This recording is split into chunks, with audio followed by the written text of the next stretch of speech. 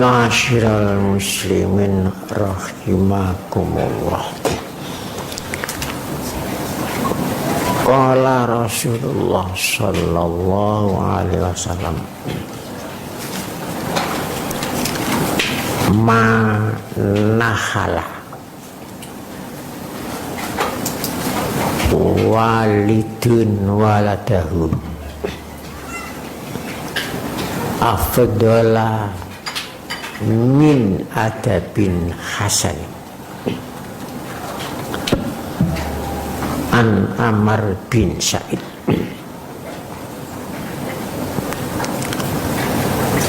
Qala Rasulullah sallallahu alaihi wasallam, telah bersabda Rasulullah sallallahu alaihi wasallam, manahala, tidak ada warisan, waladahu walidun waladahu, orang tuanya kepada anaknya, afdala, yang lebih utama, min adabin hasanin, dari warisan toto kromo yang baik.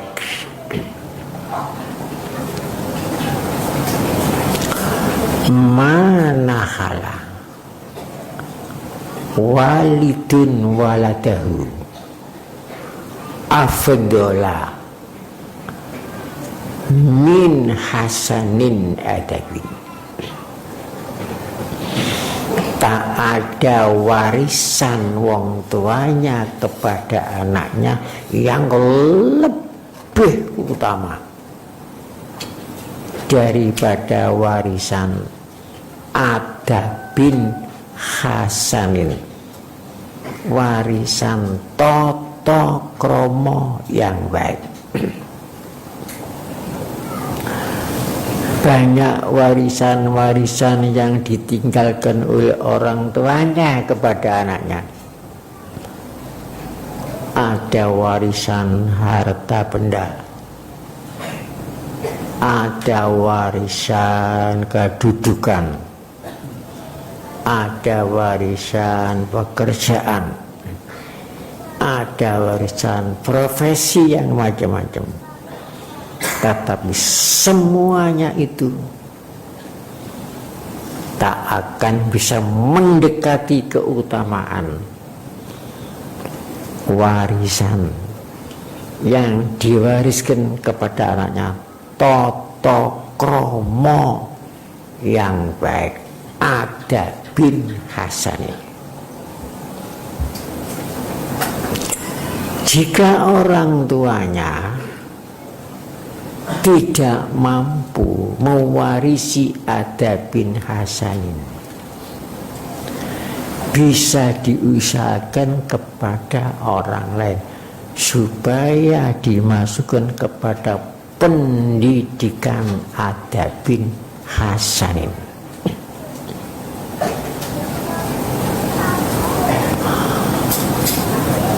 Adabin hasanin, adabin artinya toto kromo, hasanin yang baik. Toto kromo kepada Tuhan yang Maha Esa yang baik. Toto kromo kepada Rasulnya yang baik. Toto kromo kepada dua orang tuanya yang baik. Toto kromo kepada dirinya sendiri yang baik. Toto kromo kepada sesama manusia, apapun agamanya, apapun alirannya, apapun profilnya. Toto kromo kepada tanah airnya, toto kromo kepada bangsanya, tata krama kepada negaranya. Itulah warisan yang tidak ada bandingannya yang baik. Jika anak itu tidak diberi warisan tata krama yang baik, bisa menjadi anak durhaka. Durhaka terhadap Tuhannya, durhaka terhadap Rasul, durhaka terhadap agamanya, durhaka terhadap orang tuanya, durhaka terhadap sesama manusia, durhaka terhadap tanah airnya, durhaka terhadap bangsanya, durhaka terhadap negaranya. Tata krama terhadap dirinya sendiri bagaimana? Si matanya tidak dipergunakan untuk yang tidak baik, telinganya tidak dipergunakan untuk mendengarkan sesuatu yang tidak baik, tangannya, kakinya, hatinya, pikirannya tidak dipergunakan untuk merencanakan hal-hal yang tidak baik. Itu tata krama terhadap dirinya sendiri. Tata krama terhadap agamanya, tidak berbuat jahat mengatasnamakan agama. Kadang-kadang menggunakan dalil-dalil Al-Quran untuk menipu. Ini tidak tata krama terhadap agamanya. Menggunakan hadis-hadis Nabi untuk menipu dan menggunakan kalimat-kalimat suci untuk hal-hal yang tidak baik. Demo menggunakan Allahu Akbar dan sebagainya, itu namanya pelecehan, tidak tata krama terhadap agama.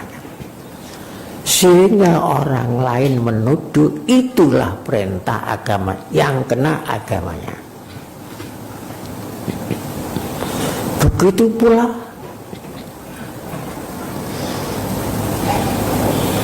terhadap tanah airnya, merusak, merugikan negara, itu tidak tata krama terhadap negaranya.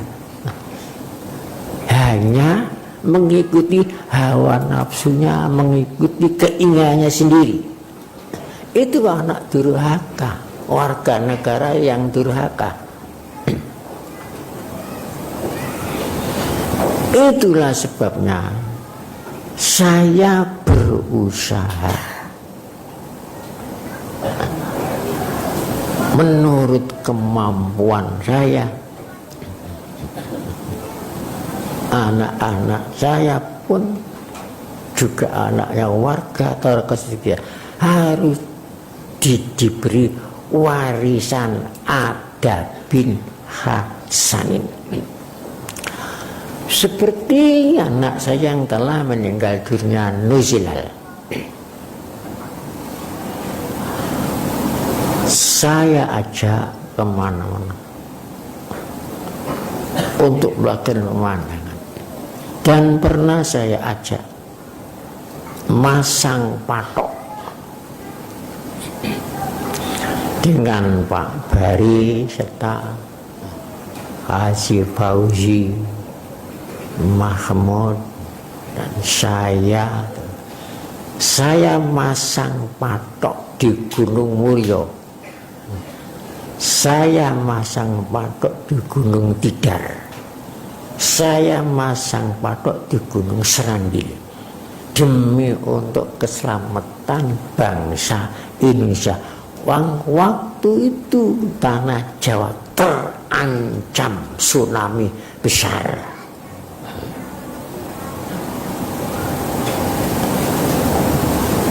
Itu saya mengajari supaya mencontoh, meninggalkan adabin hasanin terhadap tanah air itu.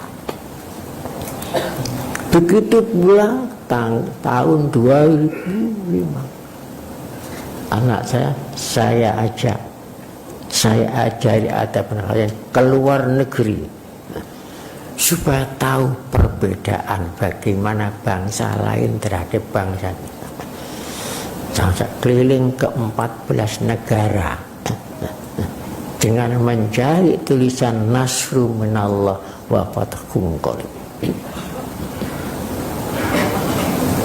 Takdir Allah, dia meninggal masih muda. Setelah meninggal, saya cari apa yang ditinggalkan. Kemudian meninggalkan uang beberapa puluh juta. Uang itu saya pergunakan. Uang ini harus dipergunakan untuk membangun monumen lagu kebangsaan Indonesia. Ini tata krama terhadap tanah. Sebab di Indonesia ini satu-satunya lagu yang keramat hanya lagu kebangsaan Indonesia Raya. Penyusunnya masih muda. Penyusunnya itu pemuda Muslim, kurus, kering papa, kurus badannya, kering, tidak ada sumber kehidupan.